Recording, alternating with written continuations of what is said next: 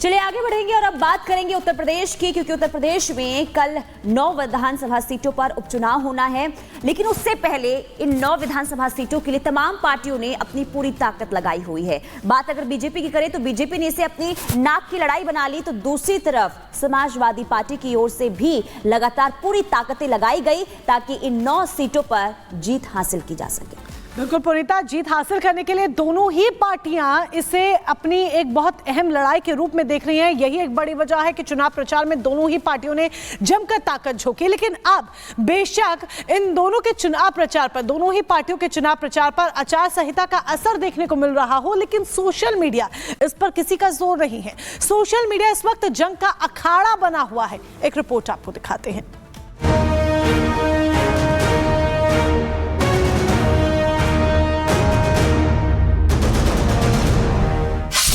UP का चुनावी summer, हर पक्ष ने कसी कमर, जुबानी जंग हुई तेज, आरोपों का अंतिम फेज। यूपी में उपचुनाव की वोटिंग को अब कुछ ही घंटे शेष बचे हैं। जमीनी प्रचार का दौर अब खत्म हो चुका है, अब बारी है जनता की। लेकिन उसके पहले सोशल मीडिया पर वार पलटवार का दौर भी अब तेज हो चुका है। चाहे सत्ता पक्ष हो या फिर विपक्ष, कोई भी इस समय को बर्बाद नहीं करना चाहता। वोटिंग से ठीक एक दिन पहले अखिलेश ने ऐसा बयान दिया कि मानो सियासी गलियारों में हलचल मच गई। विपक्षी एक सुर में कहने लगे कि अखिलेश ने पहले तो हार मान ली। पहले हम आपको वो पोस्ट दिखाते हैं जिसमें अखिलेश लिखते हैं, प्रिय उत्तर प्रदेश वासियों और मतदाताओं, उत्तर प्रदेश आजादी के बाद के सबसे कठिन उपचुनावों का गवाह बनने जा रहा है। ये उपचुनाव नहीं है, ये रुख चुनाव है जो उत्तर प्रदेश के भविष्य का रुख तय करेंगे। इन उपचुनावों में लोकसभा 2024 के चुनावों की तरह बीजेपी की नकारात्मक राजनीति को फिर से धूल चटाने और संविधान, लोकतंत्र, आरक्षण और सामाजिक न्याय के संघर्ष को बचाने के लिए पूरा पीडीए समाज सभी 9 सीटों पर एकजुट है। अखिलेश ने ट्वीट किया तो पलटवार भी पोस्ट के जरिए आया और जवाबी हमला था यूपी के डिप्टी सीएम केशव प्रसाद मौर्य की तरफ से। केशव प्रसाद मौर्य ने देरी न करते हुए एक के बाद एक कई ट्वीट करते हुए अखिलेश पर सवालों और आरोपों की बौछार कर डाली। केशव मौर्य ने पोस्ट कर लिखा, उपचुनाव उत्तर प्रदेश को उज्जवल भविष्य को और मजबूत करने का अवसर है। यह चुनाव तय करेगा कि प्रदेश विकास और सुशासन के रास्ते पर आगे बढ़ेगा और सपा का परिवारवाद, भ्रष्टाचार और गुंडागर्दी वाली राजनीति फिर नहीं लौटेगी। सपा का तथाकथित पीडीए सिर्फ जनता को गुमराह करने का जरिया है। सपा शासनकाल में सत्ता को अपने परिवार और गुंडों, अपराधियों, माफियाओं, दंगाइयों तक सीमित रखा और यूपी को दंगा प्रदेश बना दिया। अपराधियों और माफियाओं को संरक्षण देकर जनता को डराया गया। सपा के गुंडे आईसीयू में हैं, अब उन्हें ऑक्सीजन नहीं देना है। बीजेपी ही वर्तमान है, बीजेपी ही भविष्य है। यूपी की 9 सीटों पर 20 नवंबर को होने वाले उपचुनाव का प्रचार बीती शाम थम चुका है। हालांकि इस बार खास बात ये रही कि इंडिया गठबंधन की सपा और कांग्रेस ने एक भी संयुक्त रैली नहीं की। यूपी की लड़ाई में सपा अकेले ही दिखाई दी। कांग्रेस का कोई बड़ा नेता, चाहे वो प्रदेश अध्यक्ष अजय राय हो या फिर यूपी प्रभारी अविनाश पांडे, सपा के मंच पर दिखाई नहीं दिया।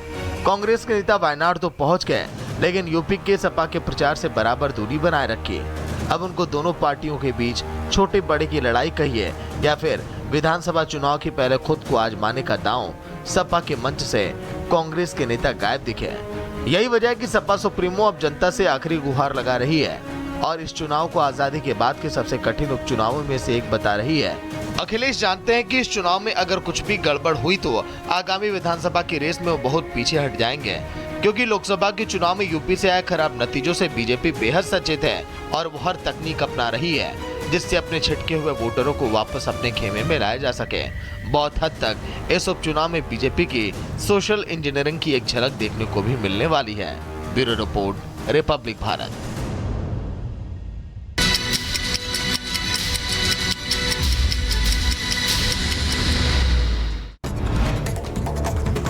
और अब रुक करेंगे 2 मिनट में भारत का। अमृतसर के कचहरी चौक के पास एक कार में भीषण आग लग गई। चालक ने कूदकर अपनी जान बचाई।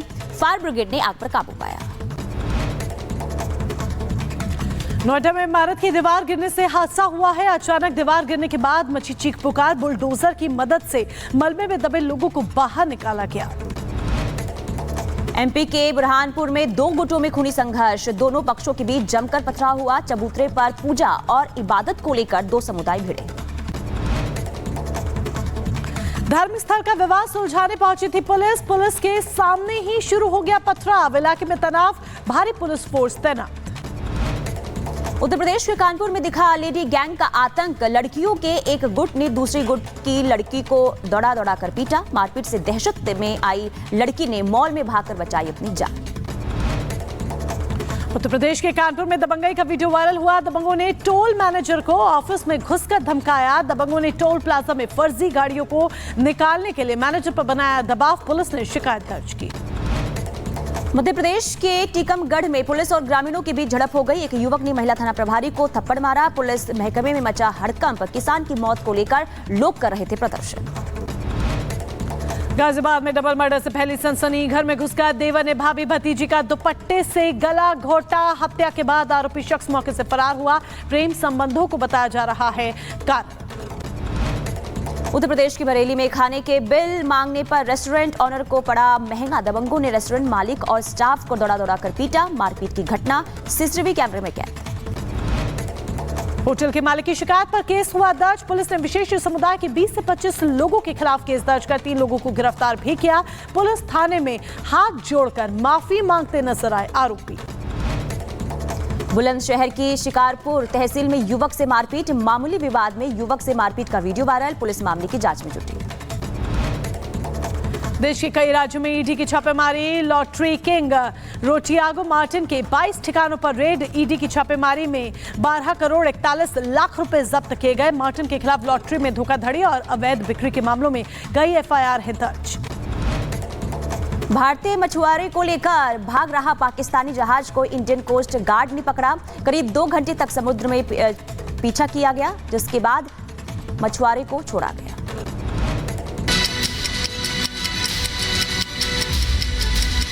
और चलिए अब खबरों में आगे बढ़ते हैं। तकरीर पर टकराव क्यों? ये सवाल इसीलिए क्योंकि छत्तीसगढ़ में इस शुक्रवार जुमे की नमाज के बाद जो तकरीर होगी वो शायद सबसे ज्यादा अलग होगी, क्योंकि इसमें वक्फ बोर्ड ने एक आदेश पुनीता जारी किया है। बिल्कुल, और देखिए वक्फ बोर्ड ने ये आदेश छत्तीसगढ़ के मस्जिदों के लिए जारी किया है। लेकिन आखिर इसके पीछे की वजह क्या है और इसे लेकर बवाल क्यों मचा हुआ है, आपको रिपोर्ट के जरिए दिखाते हैं।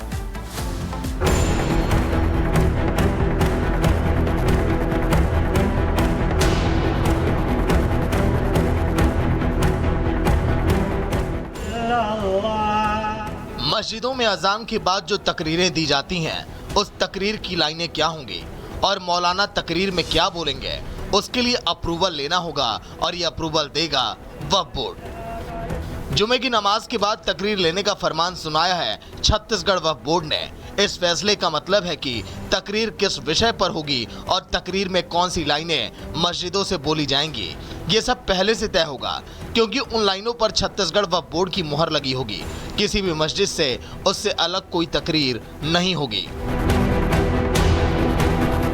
छत्तीसगढ़ राज्य वक्फ बोर्ड ने देश का एक पहला फैसला किया है कि मस्जिदों में जो भी बयान होगा उसके पहले वक्फ बोर्ड से अप्रूवल कराना पड़ेगा। छत्तीसगढ़ राज्य वक्फ बोर्ड ने देश का एक पहला फैसला किया है कि मस्जिदों में जो भी बयान होगा उसके पहले वक्फ बोर्ड से अप्रूवल कराना पड़ेगा।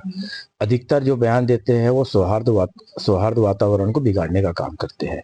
इसके लिए छत्तीसगढ़ राज्य वक्फ बोर्ड ने एक व्हाट्सएप ग्रुप बनवाया है कि मुतल्ली जो भी बयान देना है पहले हमको बयान भेजे, छत्तीसगढ़ राज्य वक्फ बोर्ड से अप्रूवल होने के बाद ही बयान दर्ज करें। ऐसा करने के पीछे छत्तीसगढ़ वक्फ बोर्ड के अध्यक्ष सलीम राज का मकसद सामाजिक सौहार्द फैलाना है। कई सांप्रदायिक दंगों में यह खुलासा हुआ है कि सांप्रदायिक तनाव फैलाने के पीछे मस्जिद से की गई तकरीरों का हाथ रहा है। अगर वक्फ बोर्ड का फैसला अमल में आ गया तो मस्जिदों की तकरीरों पर नजर रखने वाला पहला राज्य बन जाएगा छत्तीसगढ़। वैसे छत्तीसगढ़ में उनके फैसले पर बागी सुर मौलानाओं ने छेड़ दिए हैं। रायपुर शहर काजी ने ऐलान किया है कि उन्हें वक्फ बोर्ड का फैसला मंजूर नहीं है। मुस्लिम समाज को भी तकरीर में वक्फ बोर्ड की दखल मंजूर नहीं है, वो भी वक्फ बोर्ड के फैसले के खिलाफ। मस्जिद की तकरीरों पर वक्फ बोर्ड ने फैसला क्या सुनाया? वक्फ बोर्ड के अध्यक्ष को जान से मारने की धमकियां मिलने लगी। इमाम साहब और मुतल्लियों से भी मेरी गुजारिश है कि भाईचारे वाली तकरीर दें, क्योंकि दीन की रोशनी में, कुरान की रोशनी में इमाम साहब, मौलाना साहब को बताना चाहिए सामाजिक सौहार्द बिगाड़ने वाला ऐसा कोई बयान जारी नहीं होना चाहिए। यही मेरी गुजारिश है। उधर वक्फ बोर्ड के पूर्व अध्यक्ष सलाम रिजवी ने नए अध्यक्ष के इस आदेश का विरोध किया है। उनका कहना है कि प्रदेश भर की मस्जिदों में एक साथ कैसे नजर रख सकेंगे। कुछ नेता राजनीतिक लाभ लेने के लिए ऐसा कर रहे हैं, ऐसे लोगों से समाज निपटेगा। वो पॉसिबल नहीं है। हर हफ्ते 5,000